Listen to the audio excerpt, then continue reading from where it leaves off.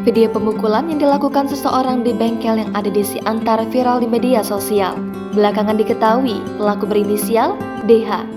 Dalam video beredar, DH yang mengenakan mantel berwarna biru seketika saja mengamuk dan menganiaya korban seorang wanita bernama Chu Lin Chong.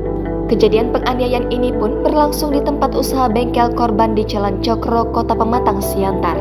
Berdasarkan keterangan singkat Kanit Reskrim Polsek Siantar Utara, Ibda Saji, bahwa penganiayaan yang dilakukan DH terhadap pengusaha bengkel tersebut berlangsung pada Minggu 1 Januari lalu, sekitar pukul 12.30 waktu Indonesia Barat. Disampaikan Ibda Saji kembali, saat ini pun pihaknya tengah memburu pelaku yang menganiaya korban.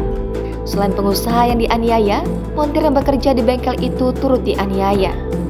Awalnya, montir yang bekerja di bengkel memperbaiki sepeda motor pelaku, dan karena tidak sengaja menjatuhkan sepeda motor, pelaku spontan langsung emosi dan marah.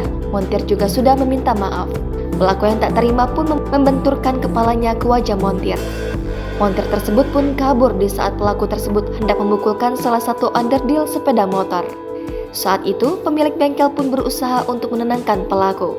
Namun, pelaku yang sudah tersulut emosi tersebut tetap marah-marah. Bahkan, pelaku memegang sesuatu benda dan melemparkannya ke arah Chu Lin Chong, selaku toke bengkel tersebut, sehingga melukai fisik bagian pipi dan lengan korban. Sementara itu, dari video yang beredar, pelaku pun sempat membawa korban ke rumah sakit.